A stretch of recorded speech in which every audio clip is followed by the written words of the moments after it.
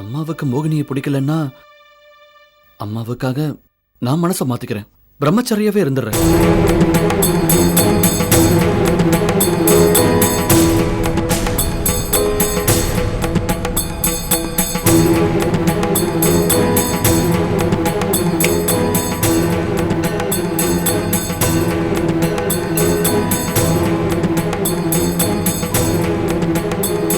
என்ன கிருஷ்ணா இங்க வந்து உட்கார்ந்திருக்க? தூக்கம் வரலையா? ஆமாங்க, தூக்கம் வரல. கௌதம் வந்த பிறகும் உனக்கு தூக்கம் வராம இருக்கிறதுக்கு ஒரு காரணம் இருக்கு. அது எனக்கு தெரியும். என்ன காரணம் கண்டுபிடிச்சீங்க? சொல்லுங்க. நீ ரொம்ப நல்லவங்கிறது தான் அந்த காரணம். அடுத்தவங்க தன்னால மனசு கஷ்டப்படுறாங்கன்னு தெரிஞ்சா எந்த நல்லவங்களுக்கும் தூக்கம் வராது. எடுக்க வேண்டிய முடிவை எடுத்துரு. அது நடந்துட்டா உனக்கு நிம்மதியா தூக்கம் வரும். நேரா பேசுறதுக்கு பயந்துகிட்டு சுத்தி வளைச்சு பேசுறீங்களா? நியாயம் எப்பவும் முகமுடி போடாம தான் நிக்கும். நேரா தான் பேசும். உன் உண்மை, நீதி, நேர்மை, நியாயம் எல்லாத்தையும் குப்பையில தூக்கி போடு. எந்த காலத்துல நீ இருக்க? இந்த காலத்துல இதெல்லாம் வாழ்றதுக்கு பயன்படுமா? பொய் பேசலன்னா வாழவே முடியாத காலம் அது. இந்த காலத்துல எப்படி வாழணும்னு வள்ளுவர் வந்து பிறந்து மறுபடியும் ஒரு திருக்குறள் எழுதி வச்சுட்டு போகணும் போல இருக்கு. அது சரி, ஏன் இப்ப டென்ஷன் ஆகுறீங்க? என்ன கேள்வி கேட்டா ஏன் தலையை ஊத்து ஊத்து பாத்துட்டு இருக்கீங்க? இல்ல, உன் தலையில எப்பவுமே 2 கொம்பு முளைச்சிருக்கும் பாரு. ஈகோ கொம்பு. அதை கழட்டி வீசிடு. எல்லாரும் நல்லா இருப்போம். நமக்கு வயசாகுதுமா, பேரம்பேத்தி எல்லாம் நிறைய பார்த்துட்டு சந்தோஷமா இருக்க வேண்டாமா? மோகினி வரட்டும்னு மட்டும் சொல்லு, நான் போய் கூட்டிட்டு வந்துடுறேன். நீ லேட் பண்ண மோகினிக்கு 2 கொம்பு முளைச்சிடுமோன்னு பயமா இருக்கு. யோசிச்சு நல்ல முடிவா சொல்லு.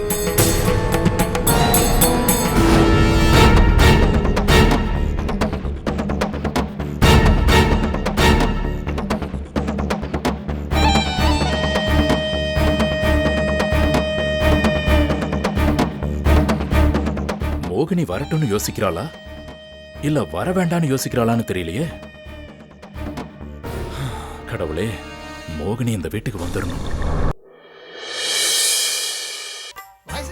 வரேன் முருகா, வரேன். என்ன முருகா? என்னடா முருகா, ஏதோ கேக்கு பார்சல் மாதிரி இருக்கு. உங்களுக்கு கேக்கு பிடிக்கும்ல, அதான் முதலாளி அவரே கடையில நின்று ஆர்டர் பண்ணி வாங்கிட்டு வந்திருக்காரு. பாத்தியா, நீ எப்ப பார்த்தாலும் உங்க முதலாளிய குறை சொல்லிட்டே இருப்பீல, என் மேல அவர் வச்சிருக்க பாசத்தை பாத்தியா?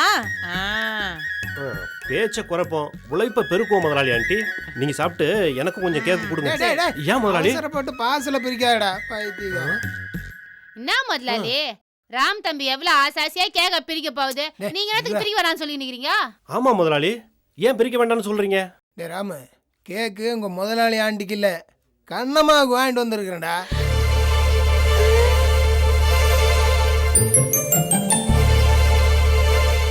என்ன முதலாளி சொல்றீங்க? கண்ணம்மா உங்கள்ட்ட கேக்கு கேட்டுச்சா? இல்லடா வைஸ் டார்லிங், கண்ணம்மா காலையில என்கிட்ட வந்து ஒரே புலம்புனா. என்ன புலம்பினா முருகா? அது காலையில என்கிட்ட வந்து எனக்கு இன்னைக்கு பிறந்த நாள் முதலாளி, என்ன ஆசீர்வாதம் பண்ணுங்கன்னு சொன்னான். அப்ப நான் சொன்னேன், முதலாளி அம்மாவையும் கூட்டிட்டு வா, நாங்க 2 பேரும் சேர்ந்து நின்று ஆசீர்வாதம் பண்றேன்னு சொன்னேன். அதுக்கு அவ சொன்னா, இல்ல முதலாளி நீங்க மட்டும் ஆசீர்வாதம் பண்ணா போதும்னு சொன்னா. ஏன் முருகாவா அப்படி சொன்னா? இது கூட தெரியாத டீப் லைட்டா இருக்காங்களே முதலாளி ஆண்டி, இவங்களை என்ன பண்றது? அவ பிறந்த நாளைக்கு பொம்பளை காலில் விழுந்து ஆசீர்வாதம் வாங்குறப்போ எல்லாம் அவளுக்கு ஆக்சிடென்ட் ஆகுதான்.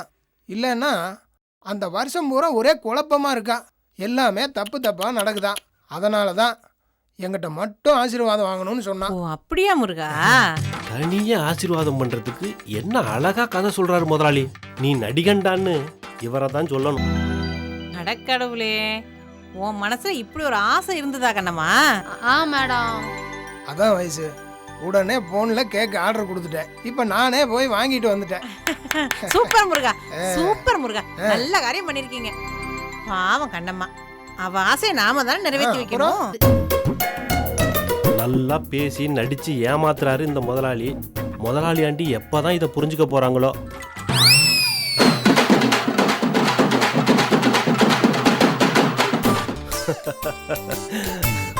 இப்ப எதுக்குடா இப்படி சிரிக்கிற நீ? உலகத்தை நினைச்ச முதலாளி ஆண்டி, அதனால சிரிக்கிறேன். இங்க பாரு கண்ணம்மா, இன்னைக்கு சாயந்தரம் பலூனை கட்டுறோம், கலர் பேப்பரை ஒட்டுறோம், அக்கம் பக்கத்துல எல்லாத்தையும் கூப்பிடுறோம், ஹாப்பி பர்த்டே கை தட்டி கொண்டாடுறோம். என்ன கண்ணம்மா, உனக்கு சந்தோஷம் தானே? ரொம்ப குசியா இருக்குது முதலாளி. மேடம் நீங்க இந்தாண்ட வாங்க, நான் முதலாளி காலில் மட்டும் ஊந்து ஆசீர்வாதம் வாங்கிக்கிறேன். ஆமா முருகா, உனக்கு தான் பொம்பளை காலில் விழுந்து ஆசீர்வாதம் வாங்கினா ராசியே இல்லையாமே. நீ ஆசீர்வாதம் வாங்கிக்க. முதலாளி என்ன ஆசீர்வாதம் பண்ணுங்க.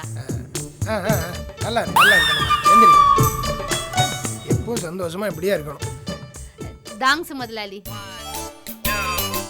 சரி, இந்த கேக்கை கொண்டு போய் பத்திரமா வை, ஈவினிங் கட் பண்ணிக்கலாம். சரியா? சரி முதலாளி. சரி மேடம் கொஞ்சம் தள்ளிக்காங்க. ராம் முருகா, நீ கார் எடுத்துட்டு வா, நம்ம போய் கண்ணம்மா gift வாங்கிட்டு வரலாம். முதலாளி ஆண்டி, என் கோபத்தை கிளறாதீங்க. இந்த வீட்டில் என்ன நடக்குதுன்னு உங்களுக்கு கொஞ்சமாவது புரியுதா?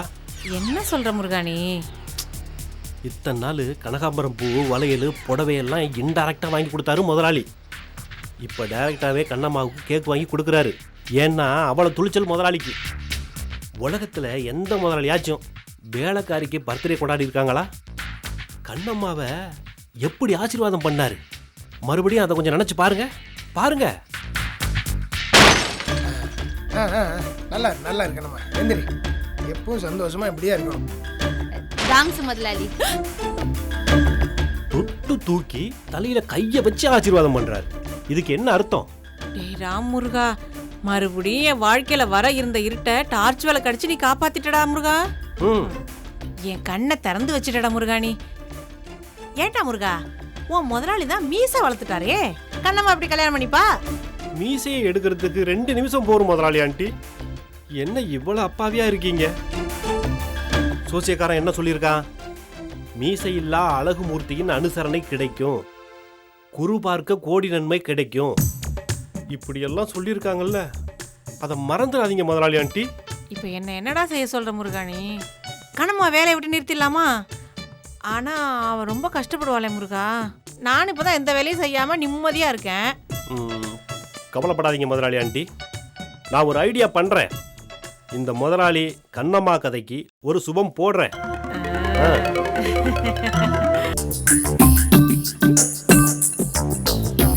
என்னம்மா இன்னைக்கு டிஃபனு? சப்பாத்தியா? என்ன வேலைக்காரி யசோதா, இன்னைக்கு என்ன டிஃபனு? ஏண்டா ராஜேஷ், எதுக்குடா இப்படி? அவ இருக்கான்னு நினைச்சு ஒன்று பேசுற, அவ இல்லைன்னு நினைச்சுக்கிட்டு ஒன்று பேசுற. இப்படியே மாத்தி மாத்தி எவ்வளோ நாளைக்குடா நடிச்சுக்கிட்டு இருப்ப? என்னைக்கு தாண்டா இதுக்கெல்லாம் முடிவு? ஏமா இப்படி சத்தமா பேசுற? அவ காதுல விழுந்துரு போதுமா? இப்பதான் குளிக்க போயிருக்கா, பாத்ரூம்ல தான் இருக்கா. அவ காதுல எல்லாம் ஒன்றும் விழாது. நான் கேட்குற கேள்விக்கு மட்டும் பதில் சொல்லு முதல்ல. எப்போ இதுக்கு முடிவுடா? பதில் சொல்லு. இப்போ என்னம்மா பண்ண சொல்ற? முதல்ல உண்மையை உன் பொண்டாட்டிக்கிட்ட சொல்லுங்கிற. வர புதன்கிழமை உன் தங்கச்சிய பொண்ணு பார்க்க வராங்கடா. வந்தவங்கெல்லாம் உன் மருமக எங்கன்னு கேட்பாங்கல்ல, அவங்க எதிர்க்க நான் வேலைக்காரியா நடிக்க முடியுமா சொல்லு? வரவங்க ரொம்ப பெரிய மனுஷங்கடா, நம்மளை விட சொத்தெல்லாம் அதிகம் இருக்கிறவங்க, நல்ல குடும்பம்னு பேர் வாங்கினவங்க. இப்படி ஒரு கூத்து நம்ம வீட்டில் நடக்குதுன்னு தெரிஞ்சா காரி துப்பிட்டு போயிடுவாங்கடா. ப்ளீஸ்மா மெதுவா பேசுமா, அவ வந்துட போறாமா. என் வாயை அடைக்காதடா, நான் அப்படிதான் பேசுவேன். எனக்கு என் பொண்ணு கல்யாணம் நல்லபடியா நடக்கணும். இன்னைக்கு ஒரு முடிவு தெரிஞ்சே ஆகணும் ராஜேஷ். டேய், இப்போ உன் தங்கச்சிடா, உன்னை பத்தி மட்டும்தான் நீ யோசிச்சுக்கிட்டே இருப்பியா? அம்மா கொஞ்ச நாள் பொறுத்துக்குமா. டேய், என்னடா பொறுத்துக்கணும்? ஏன் பொறுத்துக்கணும்? என்ன பேச்சு பேசுற தெரியுமா உன் பொண்டாட்டி? திருட்டு மொழிங்கிறா, சோடா புட்டிங்கிறா. நான் அவளுடைய மாமனாரா. என்ன விடுறா. இந்த வீட்டு சொத்துக்கு அதிபதி உங்க அம்மாடா. இவள நான் சிம்ரன்னு சொன்னேன், உடனே உன் பொண்டாட்டி கண்டபடி பேசுறா. அவ வசதி, அவ அழகுக்கு மாமியாரா இருந்து அதிகாரம் பண்ண வேண்டியவ வேலைக்காரியா கேவலமா நிக்கிறாடா. உண்மை தெரியறப்ப உன் பொண்டாட்டி என் பொண்டாட்டி காலில் விழுந்து மன்னிப்பு கேட்கணும்டா. மாமியார் வேண்டான்னு சொல்றதுலயாச்சும் ஒரு லாஜிக் இருக்கு. ஆனா நாத்தனார் வேண்டான்னு சொல்லி என்ன ஒரு பக்கத்து வீட்டுக்காரியாவே ஆக்கிட்டீங்களே நீங்க. ஆனா ஒரு மாமியார பேரை சொல்லி யசோதா யசோதான்னு கூப்பிடுற நிலைமை இந்த வீட்டில் மட்டும்தாங்க இருக்கு. அதை நினைச்சா தாங்க எனக்கு மனசு கஷ்டமா இருக்கு. என்ன யசோதா, அவ உன்னை இவ்ளோ கஷ்டப்படுத்தியும் அவளுக்கு சப்போர்ட் பண்ணி பேசுற? அவ நல்லவ தாங்க. நான் வேலைக்காரியா நடிக்கிறது அவளுக்கு என்ன தெரியுமா? ஒரு வேலைக்காரி முதலாளியோட நெருங்கி பழகிறது அவளை பொறுத்த வரைக்கும் தப்பு தானே. அந்த நிலைமைய இவன் தானே ஏற்படுத்தி விட்டுருக்கான்.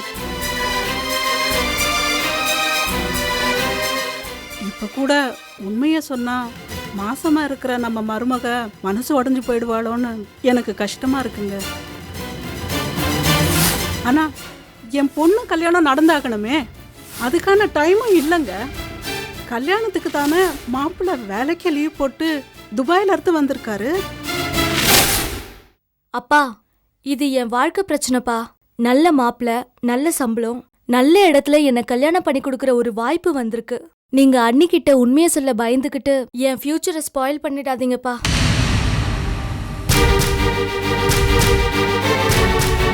நானும் இந்த காலத்து பொண்ணுதான். ஆனா மாமியார் நாத்தனார எக்ஸ்ட்ரா லக்கேஜ்னு சொல்ற அண்ணிய என்னால புரிஞ்சுக்க முடியலப்பா. சுகாசினி, சண்டை போடுற மாதிரிலாம் கத்தாதம்மா. ராதா காதுல விழுந்துரு போகுது. இத பாருடா, வேற வழி இல்ல. நீ ராதா கிட்ட உண்மையை சொல்லிடு. ஆமாண்டா ராஜேஷ், எங்க 2 பேரையும் எக்ஸ்ட்ரா லக்கேஜ்னு உன் பொண்டாட்டி நினைச்சா தாராளமா நீங்க 2 பேரும் வெளியே போய் சந்தோஷமா இருங்க. இல்லம்மா, இப்போதான் அவன் மாசமா இருக்கா. இப்ப போய் அவட்ட உண்மையை சொன்னா மனசு உடைஞ்சு போயிடுவாமா. ஏதோ ஏமாந்துட்டோன்னு ஆத்திரத்துல.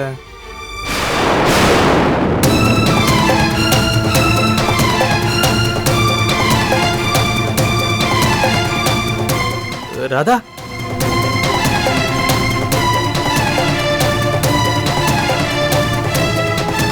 ராதா, ராதா வந்து எல்லாரும் சேர்ந்து என்னை ஏமாத்திட்டீங்கல்ல. இனி யாரும் என்கிட்ட வராதீங்க. ராதா, ராதா சொல்ல கேளுமா. ராதா, ராதா கதவு தொற. ராதா, மருமகளே, தப்பு எங்க மேலதாம்மா இருக்கு. நாங்க மன்னிப்பு கேக்குறோம். வாமா வெளியில. தப்பான முடிவுக்கு போயிடாதம்மா. ராதா ப்ளீஸ் கதவு தரங்க, எதுவும் செஞ்சிடாதீங்க.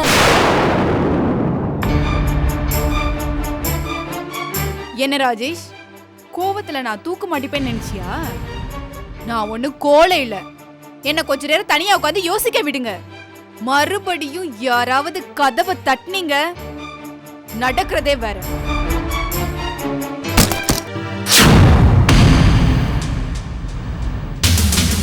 ஒரு நாளாவது யசோதா சமைச்சிருப்பாளா இல்ல கிச்சன் பக்கம் போயிருப்பாளா? அவ வந்ததுல இருந்து சமையல் பண்ண வச்சிட்டாள உன் பொண்டாட்டி. ஏங்க, அத பத்தி எல்லாம் பேசாதீங்க. நான் யாருக்காக சமைச்சு போடுறேன்? என் மருமகளுக்கு தானே, என் குடும்பத்துக்காக சமைக்கிறேன். இப்ப கூட உண்மைய சொன்னா மாசமா இருக்கிற என் மருமக மனசு உடைஞ்சு போயிடுவாளோன்னு கஷ்டமா இருக்குங்க. எங்க வீட்ல வந்து பாரு, என்னோட மாமியார் இருக்கிறதுனால நான் எவ்வளோ சந்தோஷமா இருக்கேன்னு உனக்கு அப்ப புரியும். நாத்தனார் இருந்தா தான் அண்ணன் புள்ளன்னு உன் குழந்தைய எடுத்து கொஞ்சுவாங்கக்கா. இதெல்லாம் உனக்கு மிஸ் ஆயிடுச்சு. என்னை மன்னிச்சிருங்க அத்தை, நான் நல்லா புரிஞ்சுக்கிட்டேன். எனக்கு மாமியாரும் நாத்தனாரும் வேணும். அம்மா, எல்லாம் முடிஞ்சு போச்சுமா. ராதா கண்டிப்பா டைவர்ஸ் பண்றாமா. பிடிவாத காரியமா அவ. ஏய் ராஜேஷ், உன் பொண்டாட்டி என்ன முடிவு எடுத்தாலும் அதை நீ தான் ஃபேஸ் பண்ணணும். எனக்கு என் பொண்டாட்டிக்கு என் பொண்ணுக்கு இதுல சம்பந்தமே இல்ல. சரி, நீங்க 2 பேரும் வாங்க போலாம். டேய், நோ சென்டிமெண்ட்ஸ். உன் குடும்பத்துக்கும் என் குடும்பத்துக்கும் எந்த சம்பந்தமும் இல்ல. படா, நீங்க வாங்க போலாம். ராஜேஷ், என்னை மன்னிச்சிரு ராஜேஷ். எனக்கு மாமியாரும் வேணும், நாத்தனாரும் வேணும். அத்தை, மாமா, நாத்தனார போக வேணான்னு சொல்லு ராஜேஷ். இனிமே இது நம்ம குடும்பம். என்ன மோகினி, நான் இவ்வளவு சொல்றேன், நீ இன்னும் யோசிச்சுக்கிட்டே இருக்க? நான் சொல்றது உண்மை மோகினி. நானும் சீதாவும் இன்னும் எங்க குடும்ப வாழ்க்கையே சந்தோஷமா ஆரம்பிக்கல. நாங்க மட்டும் இல்ல, இப்போ ராதா மட்டும்தான் முழுகாம இருக்கிறா. ஜெகனோட பிறந்த எல்லா தங்கச்சிகளும் நீயும் கௌதமும் சேர்ந்து வாழ்ந்தாதான் எங்களுக்கும் சந்தோஷமான வாழ்க்கை ஆரம்பிக்கணும்னு சொல்லிட்டு அவங்க எல்லாம் வைராக்கியமா இருக்காங்க மோகினி. நான் தான் வீட்டுக்கு வரலன்னு ஜெயில் வாசல்லே சொல்லிட்டேனே ராமு. அதுக்கான காரணத்தையும் சொல்லிட்டேன். அப்புறம் என்ன மோகினி, கௌதமே மனசு மாறி வீட்டுக்கு வான்னு கூப்பிட்ட பிறகு உன் அத்தை மனசு மாறும்னு எதிர்பார்க்கறது ரொம்ப தப்பு மோகினி. பெரிய மனசுங்க அவங்களா இறங்கி வர மாட்டாங்க. நாம தான் கொஞ்சம் இறங்கி போகணும். இல்ல ராமு, யார் இறங்கி போறாங்கன்றதுக்கு 2 பேர் பக்கமும் தப்பு இல்ல. நான் மட்டும்தான் தப்பு பண்ணேன். அதான் அத்தை என்ன மன்னிக்கல. இன்னும் என் மேல கோவமா தான் இருக்காங்க. போன்ல கூட ஒரு வார்த்தை பேச மாட்டேங்கிறாங்களே. இந்த சூழ்நிலையில நான் அங்க போய் இருந்தேன்னா எல்லாரோட நிம்மதியும் கெட்டு போயிடும் ராமு. மோகினி, உனக்கு தனியா இருந்து பழகி போச்சுன்னு நினைக்கிறேன். எல்லாமே நல்லபடியா நடக்கிறதுக்கு இது ஒன்றும் தெய்வ செயல்லாம் இல்ல, இது வாழ்க்கை மோகினி. இந்த கோபம் தாபம் மன கஷ்டமெல்லாம் வரதான் செய்யும். நாம தான் அதை பேஸ் பண்ணணும். நான் தான் சொல்றேனே ராமு. இப்படியே பேசிக்கிட்டு இருந்தா சரி வராது மோகினி. நீ உடனே உன் ட்ரெஸ் எல்லாம் பேக்ல எடுத்து வச்சுக்கிட்டு என்னோட கிளம்பு. நான் கொண்டு போய் உன்னை கௌதம் வீட்டுல விட்டுறேன்.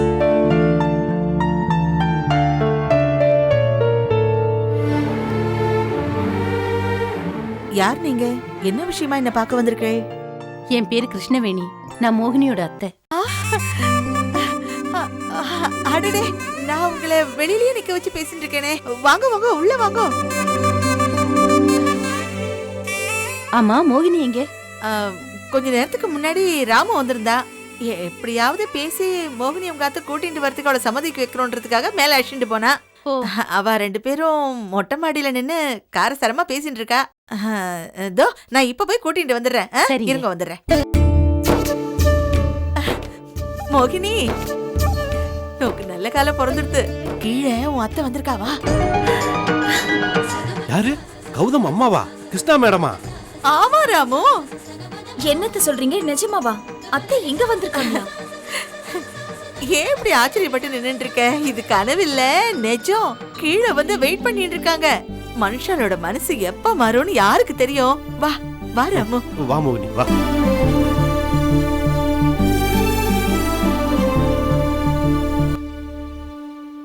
அத்தை,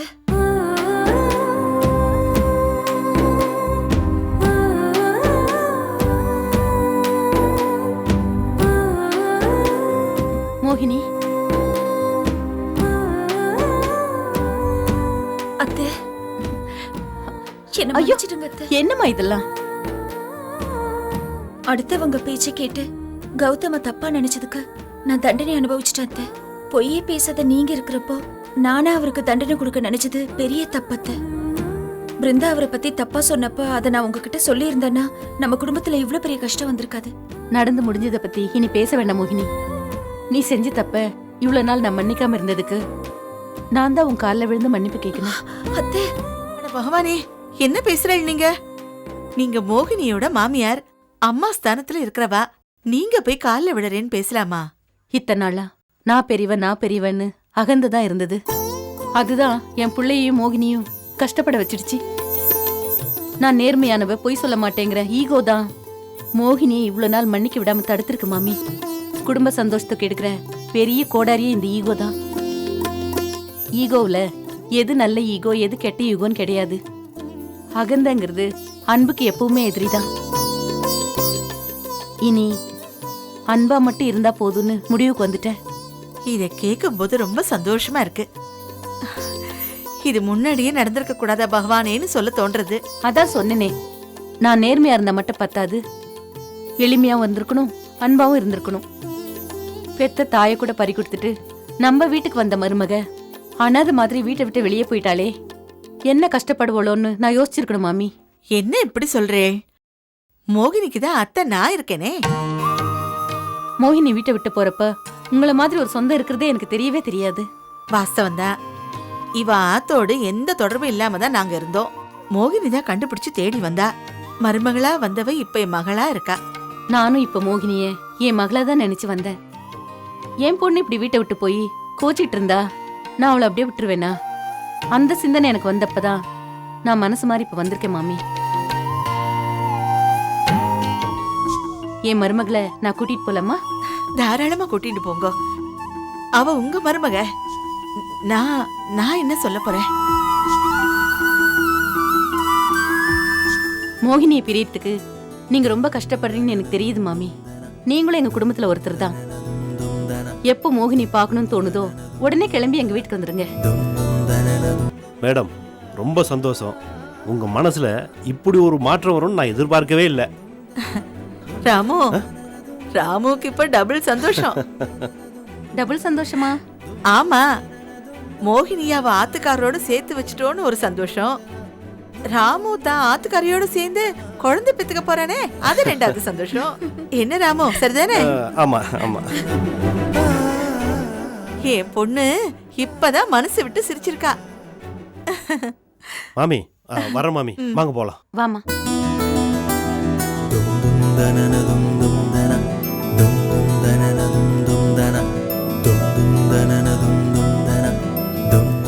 போயிட்டு வரேன் மம்மி. போயிட்டு வாங்க மாமி. நான் பைக்கை அப்புறம் வந்து எடுத்துக்கிறேன்.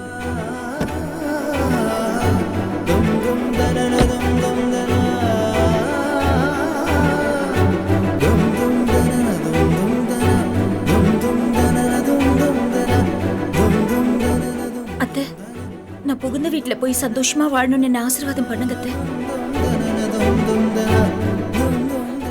நன்னா ரெடி. நீ எங்க இருந்தாலும் சந்தோஷமா இருப்பேம்மா. இனி உனக்கு எந்த கஷ்டத்தையும் பகவான் கொடுக்க மாட்டான். நீ நன்னா இருப்ப. நான் போயிட்டு வரேன். போயிட்டு வா.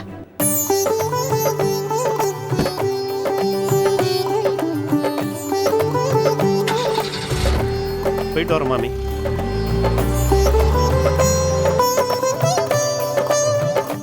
எப்படியோ மோகினிக்கு நல்ல காலம் பிறந்து அவ ஆத்துக்கு கிளம்பிட்டா. நீக்கு இப்ப எப்படி இருக்குன்னா, சொந்த பொண்ண கல்யாணம் பண்ணி கொடுத்து புத்தாத்துக்கு அனுப்பி வைக்கிற மாதிரி இருக்கு. என் பொண்ணு புக்காத்துக்கு போயாச்சு. அங்க அவ நன்னா இருப்போம். என் கிஷோருக்கும் ஒரு கல்யாணம் பண்ணி வச்சு எங்க ஆத்துக்கும் சீக்கிரமா ஒரு மாட்டு பொண்ணு அழைச்சிட்டு வரணும். அதானே நீங்க சொல்றேன். சீக்கிரமே கிஷோருக்கு கல்யாணம் நடத்திடுறேன். உங்களுக்கு சந்தோஷம் தானே?